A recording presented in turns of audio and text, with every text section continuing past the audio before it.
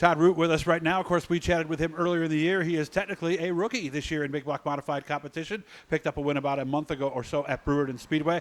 Busy time coming up for Big Block drivers. Summerfest is coming up. Monday is going to be Brewerton. Tuesday is going to be Fulton. And then Wednesday will be Land of Legends Raceway. We're here at JP's Custom and Cycle down in the city. Todd, how we doing, man? We're good. We're good.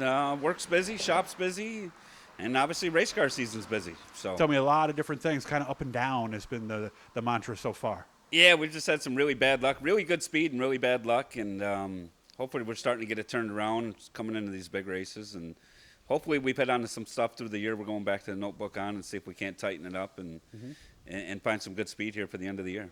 Another new winner, by the way, this past week, as Amy Holland got the win. Yours was about a month ago. Let's stick to the good stuff before we get to some of the other things that was going on. Obviously, were you expecting a win this year? Or hoping? You know, I was just hoping for a really good run there. We've been really good at Brewerton in the past years, so we haven't really raced there a lot in the last couple of years, just with the small block deal. And obviously, we know now the small block goes really good at Brewerton. So, but you know, it was good. We've actually unloaded this first race of the year really fast there. With really good speed and just trying to put everything together come feature time, and we're getting there. We're starting to click pretty good, and, you know, Timmer's the guy to beat there, but, you know, other than that, I feel like we're close competition, the second or third best car there with Larry and Heil, and I feel like we can run with them guys. We got to get a little bit better to run with Timmer. Okay. How's it been going the last few weeks?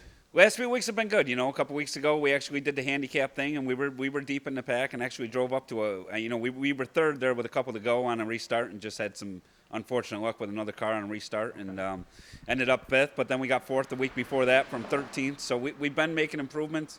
Last week we made a poor tire selection and missed the setup. So okay, 2 steering boxes you've had issues with.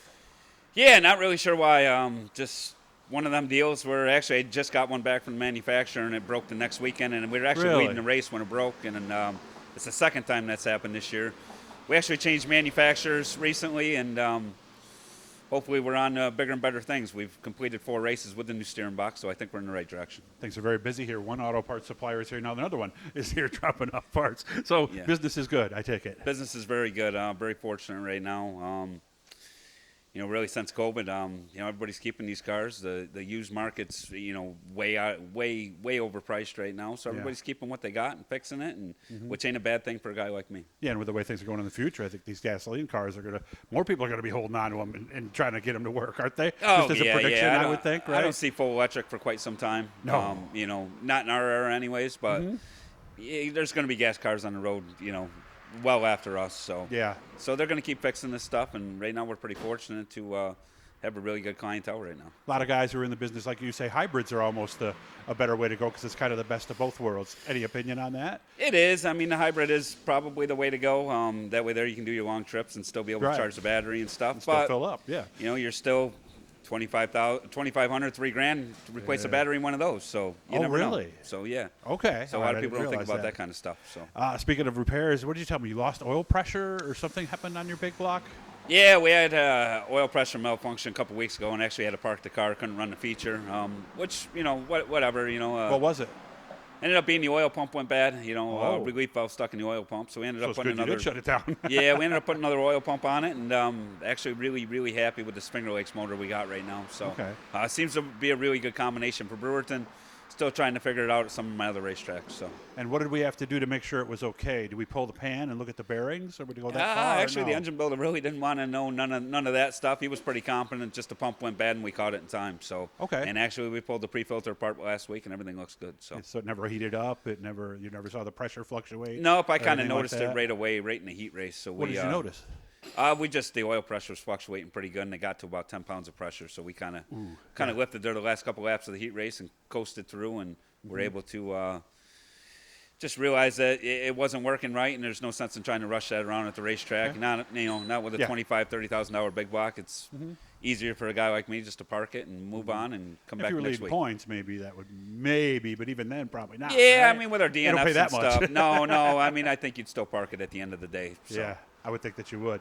How much are we racing next week for Summerfest? I want to see what happens. Obviously, we race tomorrow night at Brewerton, and then we're back Monday night at Brewerton, and then all goes well there. We'll be Tuesday at Fulton, and that might be it for us because then we're back to Brewerton on Friday night again, and then just trying to race Canandaigua Wednesday. We'll see. You know, you never know. If you get a couple good runs in there and get the momentum building, you might want to go to Canandaigua and give it a shot. So Okay. we'll see All what right. happens. Try to get first couple nights first and kind of go from there. And that'll be the first night at Fulton with a big block, right? Because all your races before were 358, weren't they? Yeah, kind of excited to get back there. It's been over a year since we've been Everybody there. likes that place, don't they?